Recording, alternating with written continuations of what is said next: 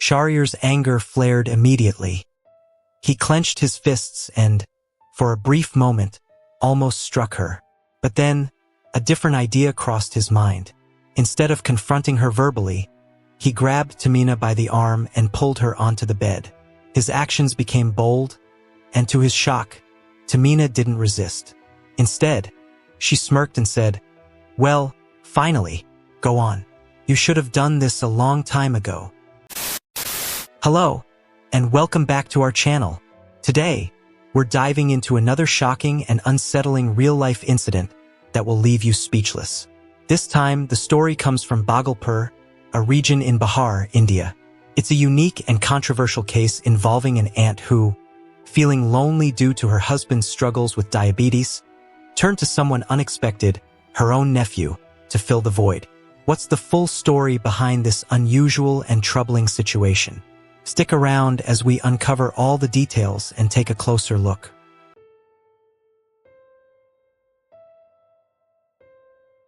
Before we dive into the story, make sure to like, comment, subscribe, and share this with your friends. The more, the merrier. Now let's get started. Our story begins with a woman named Tamina, born in 1966 in Begusarai, India. Tamina was a teacher, deeply involved in social work, and came from a well-off family that owned several rental properties in the suburbs. After the birth of her youngest daughter, Tamina moved to the city of Bhagalpur. There, she became the principal of a local educational foundation. Her husband, Morshed, worked as a civil servant in a regional health department. His job kept him busy, often traveling to remote areas, which meant he was rarely home. In 2013, their eldest son left for college in Patna to study independently, leaving their daughter Munira, who was in the second grade of secondary school at the time, to stay with her parents. Tamina was known for being a strict, disciplined, and no-nonsense mother. Some of her relatives even joked that she dominated her marriage. Her husband, however, was a patient and easygoing man. Despite her fiery nature and occasional nagging, Morshed managed to maintain his calm, and their household stayed steady. Fast forward to 2016, one of Tamina's sisters in Begusarai reached out to her for help.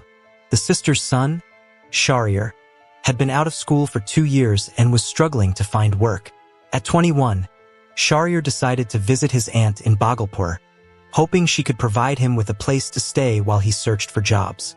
Tamina, being a strong advocate for education, had other plans. She insisted Shahryar take a college entrance exam instead of searching for work. She even promised to cover all his tuition and living expenses if he passed. Shahryar happily agreed, and by the end of 2016, he had secured admission to a university in Bhagalpur. He moved in with Tamina, who took care of all his needs. That same year, Munira graduated high school and started her college journey too, though she enrolled at a different university, pursuing business and management in Bhagalpur. Shahryar and his cousin had a pretty close relationship. They often studied together, and he was more like an older brother to her, being 3 years older. Shahryar seemed genuinely happy to be in college, way more than anyone expected. Coming from a poor family, he never dreamed of being a university student. His dad worked as a farm laborer, and his mom earned a living washing clothes for neighbors. Money was always tight, so this opportunity felt like a dream come true for him. Now, let's fast forward a bit. Around this time, Mr. Morshed was diagnosed with diabetes. Luckily, it was caught early, so he could still work and stay active, though he had to take regular medication and wasn't as strong as he used to be. Back to Shahryar, he was thriving in college. He worked hard, did well in his classes, and always helped around the house. Whatever his aunt, Tamina, asked him to do, he'd do it without hesitation. But as his second year in college rolled around, things started to shift. Tamina's attitude toward him changed. She became more irritable, not just with Shahryar, but with her husband too. One thing that really puzzled her was Shahryar's complete lack of interest in dating. When she brought it up, Shahryar brushed it off, saying he wanted to focus on his studies. He was only in his 3rd semester and had no time for a girlfriend. He insisted that graduating quickly and finding a job was his priority.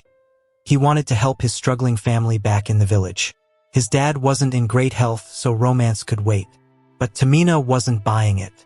She thought it was odd that Shahryar, at 24 years old, had never mentioned a girl he liked. After all, she had been married by 23. Surely he must have met someone by now, right?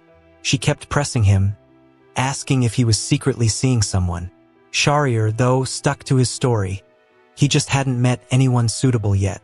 Tamina couldn't let it go. She'd rant about how important it was to date while you're young. Life isn't just about college, she'd say. Even middle school kids are out there dating.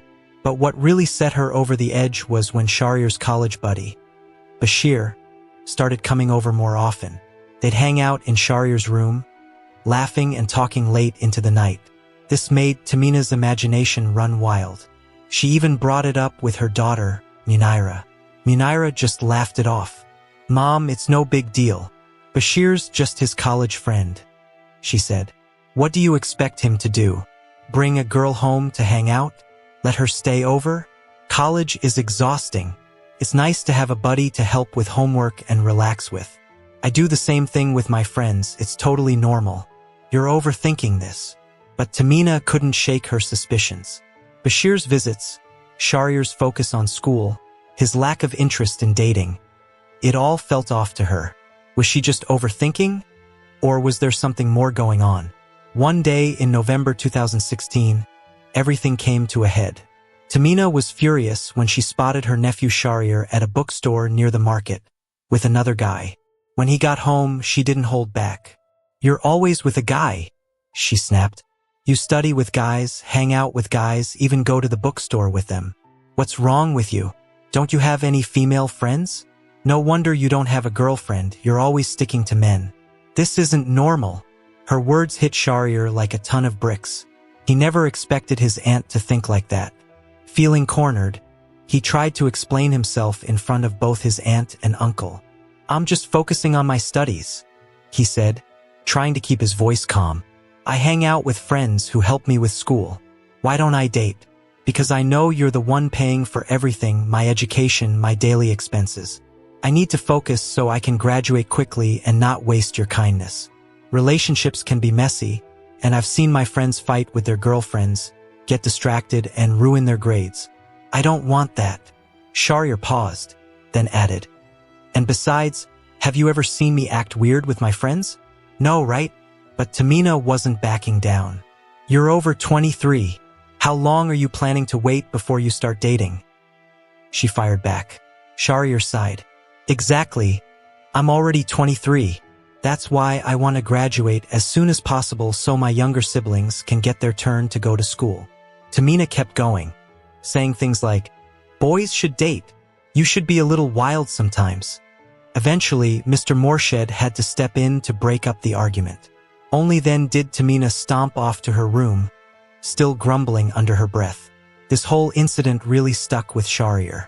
Afterward, he told Bashir to stop coming over for a while to avoid more drama. He even considered getting a girlfriend just to shut his aunt up. The problem? He couldn't find anyone he really liked. Finally, he thought, forget it. Looks don't even matter anymore. If she's a girl and wants to date me, that's good enough. Not long after, Shahryar met a girl who showed interest in him. He didn't hesitate. This is it, he thought. I'll take her to my aunt and show her. A week later, he brought the girl, Samira, to the house and introduced her to Tamina as his girlfriend. Shahryar told her they'd been dating for a month after knowing each other for over a year. Tamina's mood shifted instantly. She was thrilled. She asked Samira, who was 21 at the time, all sorts of questions and seemed genuinely happy.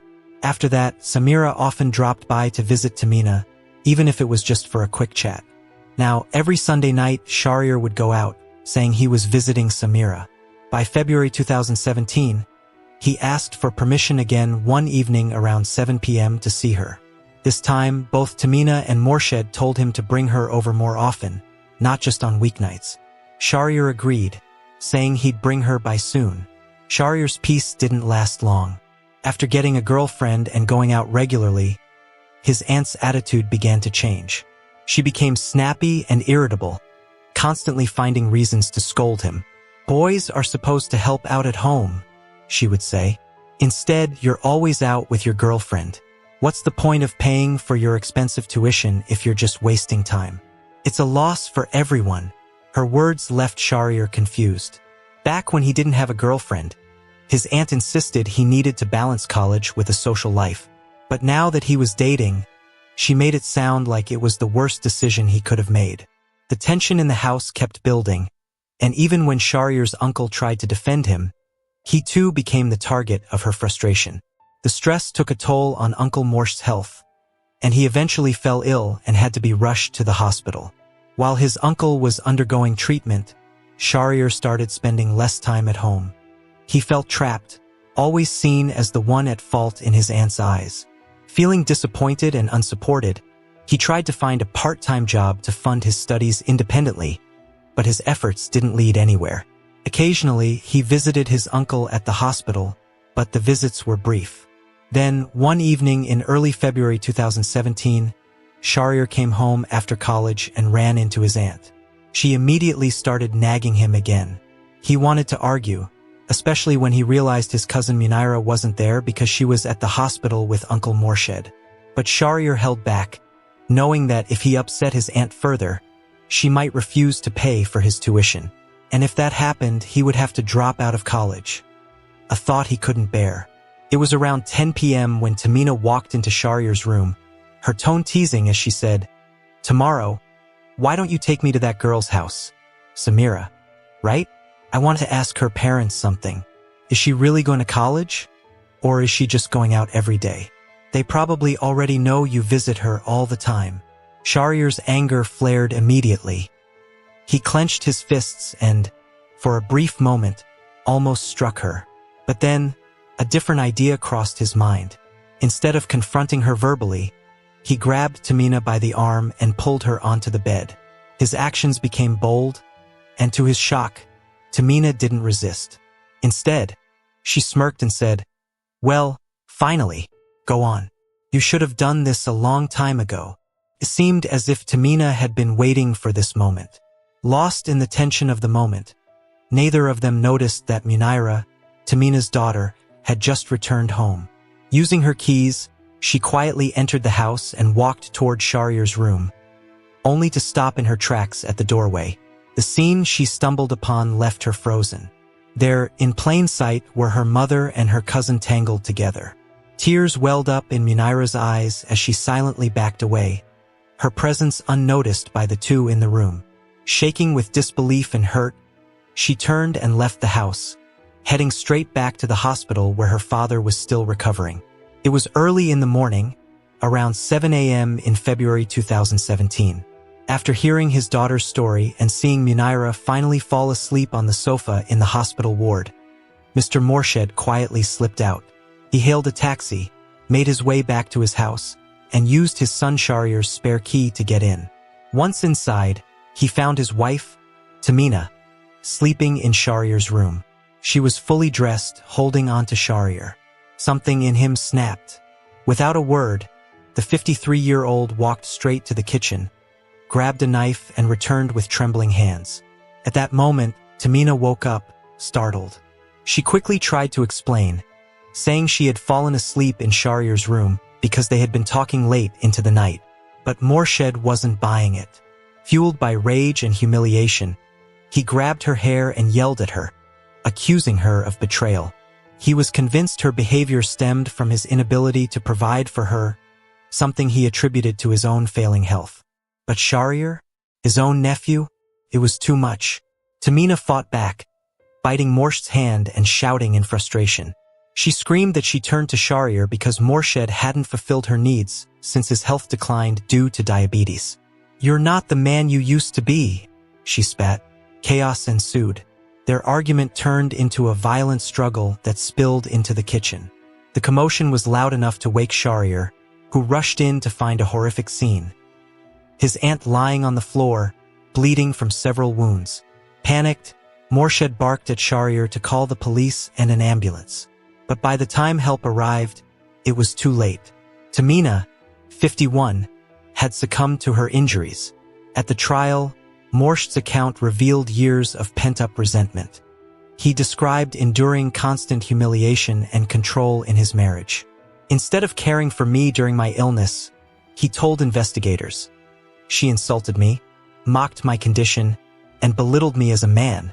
Tamina had repeatedly accused him of infidelity without evidence, and even showed up at his office to berate him publicly.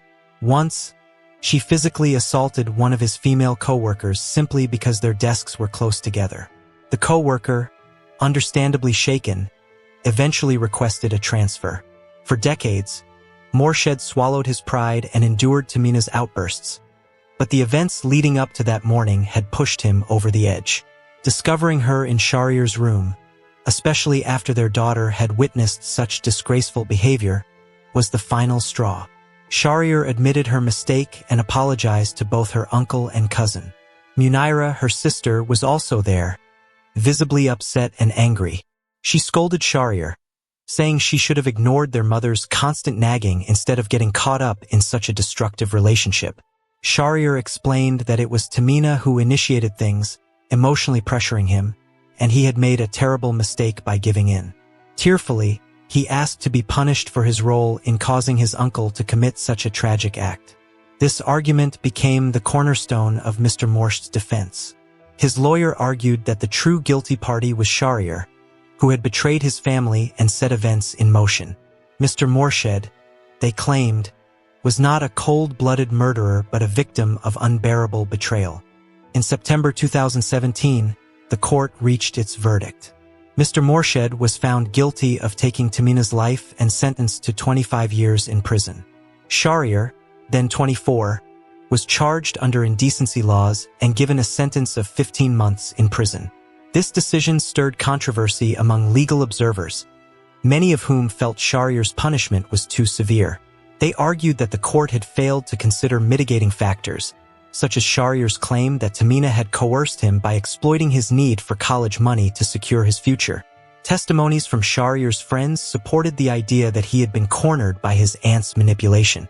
Yet, despite this, the judge stood firm, leaving many to question the fairness of the ruling. What lessons can we learn from this story?